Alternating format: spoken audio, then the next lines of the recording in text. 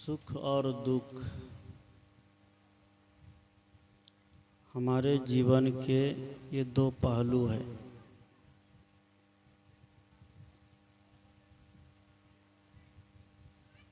इसलिए किसी संत ने कहा है, सुख दुख दोनों होते जिसमें, जीवन है वो गाँव, कभी धूप तो कभी छाँव। जिस जीवन में सुख भी हो और दुख भी हो, वही जीवन अच्छा जीवन है। केवल सुख ही सुख हो जाए, दुख कभी नहीं हो,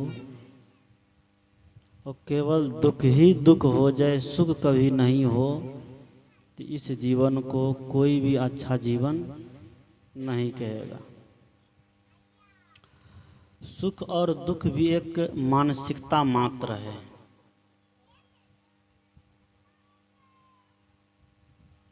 सुख जब व्यक्ति के जीवन में आता है, तब दुनियादारी की सारी चीजें समाप्त हो जाती है। वह सुख है क्या और वह दुख है क्या? सुविधा को कुछ लोग सुख मान लेते हैं।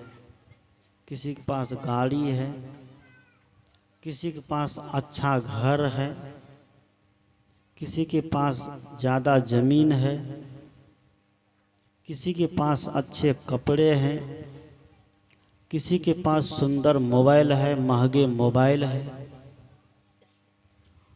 और ये सब चीज़ हो जाने के बाद व्यक्ति सोचे कि हम सुखी हो गए, तो ये कोई सुख नहीं है।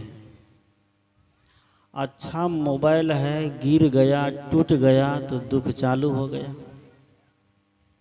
अच्छे कपड़े हैं, किसी ने कुछ कीचड़ फेंक दिया, कपड़े पर कीचड़ लग गया तो दुख चालू हो गया। अच्छी जमीन है, किसी ने जमीन पर चढ़ाई कर दिया तो दुख चालू हो गया। अच्छे मकान है, लेकिन मकान में रह कर के प्रेम से सही तरीके से जीवन यापन नहीं हो रहा है, तो मकान व्यक्ति को सुख नहीं दे पाएगा। इसलिए सद्गुरु कहते हैं, सुख और दुख जिस व्यक्ति के जीवन में आते हैं तो समान रूप से आते हैं। सुख में व्यक्ति खूब अकड़ करके चलता है, खूब सीना तान करके चलता है, और जब दुख आता है तब बिल्कुल पचक जाता है। सुख भी अस्थाई रहने वाला नहीं है और दुख भी अस्थाई रहने वाला नहीं है, क्योंकि ये जीवन है, और जहाँ जीवन है वहाँ पर सारी परिस्थितियाँ आती हैं।